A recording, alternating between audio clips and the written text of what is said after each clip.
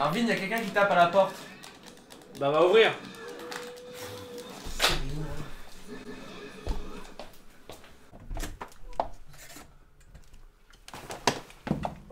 Marvin, y'a de la visite.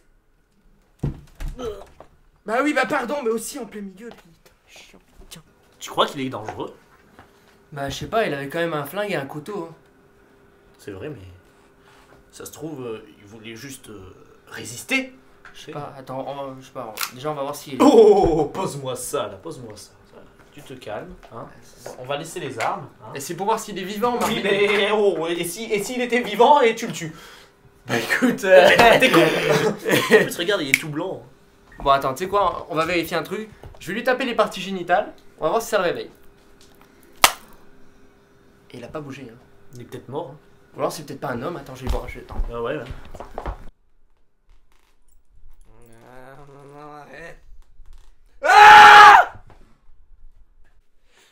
C'est vous! Oh mon dieu, c'est vous! Pourquoi je suis à poil? On s'en fout! C'est vous! Le guitariste! Le truc que j'ai vu sur internet! Oui, c'est vous! Les guitares, ouais. Le chapeau de mauvais goût, oui aussi. Qui toi déjà? Ah oui, t'es la victime! Ah ouais, la victime! Tout de ma gueule, là. Je suis là! Attends, là, il se fout de ma gueule. Je suis là! La prophétie, ouais, la prophétie, la légende, je sais plus, putain. Le truc, la qualité, les goûts. Non, c'était pas ça. L'audiovisuel, non. Enfin, oui, non. Et merde! J'arrête, vous se fout de ma gueule. Arrête-toi! Mais je vais le saigner, Arrête! je vais le buter. Oh! Mais vous semblez pas comprendre. Attends, mec, je suis désolé. Je vous parle de sauver le monde. Quoi? Bonjour et bienvenue dans ce nouvel épisode des Chroniques du Canap. Et aujourd'hui, on a un invité assez spécial en la personne de Sébastien. Chabal? Dégage. Excuse-le. Non. Nous disions donc en la présence de Sébastien pour nous aider dans cette chronique. Ouais, tu trouves ça où? Je sais rien. Il me fait peur des fois. Et aujourd'hui, nous allons vous parler d'un sujet un peu spécial car nous allons faire une comparaison entre un livre, un manga et un film, donc All You Need Is Kill et Edge of Tomorrow. Sébastien est donc ici pour nous assister dans cette comparaison car il a essentiellement lu le roman et nous avons lu les mangas et avons beaucoup vu le film. Nous tenons à préciser que le manga est très fidèle au roman, tandis que le film, lui, a une adaptation dite libre. C'est pourquoi nous allons utiliser le manga pour parler du roman et du manga, pour toutes les comparaisons entre le film et le livre. Mais tout d'abord, nous allons parler du roman écrit par Hiroshi Sakurazaka il y a quelques années au Japon. C'est un light novel, donc c'est la base de notre émission. Et ensuite, après le roman, on a eu ça. Il est cool. La raison des cons. Quant au manga, il est dessiné par Takeshi Obata, qui n'est d'autre que le dessinateur de Death Note, de Bakuman et plein d'autres œuvres japonaises. Y a pas d'image. T'as compris pourquoi je veux le frapper? Maintenant, nous allons passer à la comparaison numéro 1. Comparaison numéro 1, dans le roman, y a pas de dessin! Comparaison numéro 2. Le manga, c'est un livre, le film, c'est de la vidéo. C'est une comparaison, hein. Il faut se le dire quand même, hein. J'ai essayé de me mettre à son niveau tout à l'heure, mais en fait non, je pourrais pas. Maintenant, nous allons passer aux vraies comparaisons. Comparaison numéro 1. Première vraie référence, dans le manga, toute l'histoire se passe au Japon, dans un futur plus ou moins proche, et les Mimiques, qui sont les antagonistes principaux de l'œuvre, sont en train de péter la gueule tout simplement à tout le monde. C'est cool. Et ensuite, là-dedans, ça se passe en Europe, et ça ressemble beaucoup à la Seconde Guerre mondiale. Beaucoup. Comparons les personnages. Dans le film, les personnages sont plus âgés que ce qu'ils sont dans les livres. En effet, dans le manga, le personnage principal est une jeune recrue venant de finir son entraînement et qui va donc aller pour la première fois sur le terrain. Dans le film, c'est tout simplement un major du service des relations publiques. Leurs noms et leurs origines changent également. Dans le livre, c'est un japonais du nom de Keiichi Kiriya et dans le film, un américain du nom de William Cage. Maintenant, le personnage de Rita Vratoski. Dans le roman, il s'agit juste d'une jeune américaine qui a décidé de changer de nom après la mort de ses parents. Elle a choisi le nom d'une de ses voisines qui était russe, Rita Vratoski. Rita Vratoski n'a pas réellement d'origine, c'est juste une militaire qui est ultra badass.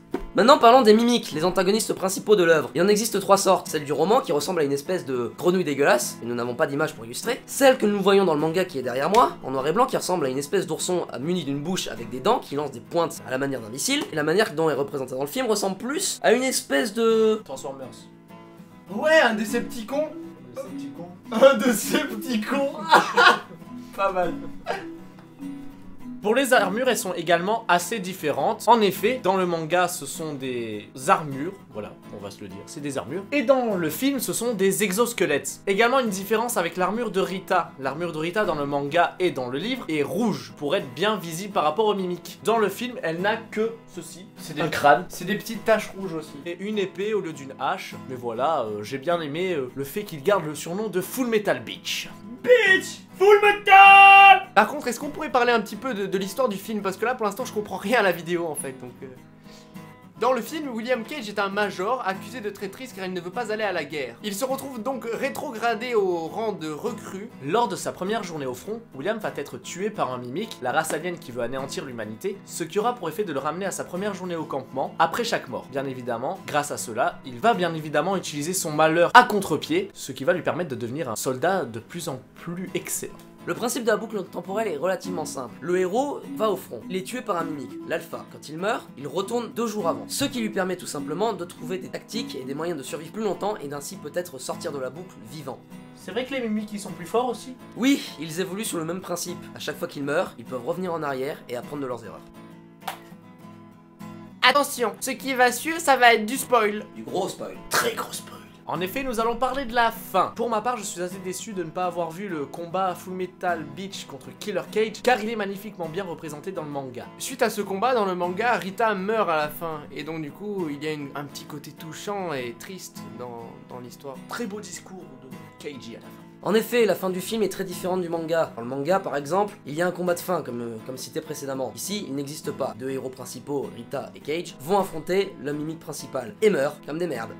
Non, je déconne. Ils reviennent à la vie. En effet, le sang de William Cage à la fin est mélangé avec celui du mimique principal, lui permettant d'accéder à une dernière boucle, se passant quelques jours encore avant les anciennes boucles, lui permettant de tout revivre, sauf que cette fois, les mimiques sont mortes, et c'est cool. Et du coup, Rita est vivante. Bon, ça aussi c'est cool, mais moins. Il existe bien évidemment d'autres différences, mais nous ne voulons pas trop en parler parce qu'elles ne sont pas vraiment importantes, ou alors elles sont vraiment toutes petites, hein, C'est ainsi que se termine ce 2e épisode des Chroniques du Canap. Si cette vidéo vous a plu, vous pouvez mettre un j'aime, laisser un commentaire ou partager la vidéo, ça peut éventuellement être sympa. Abonnez-vous, ils en ont besoin.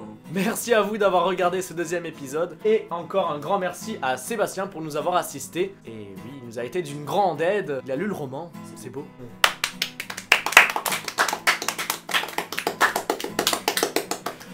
Bisous.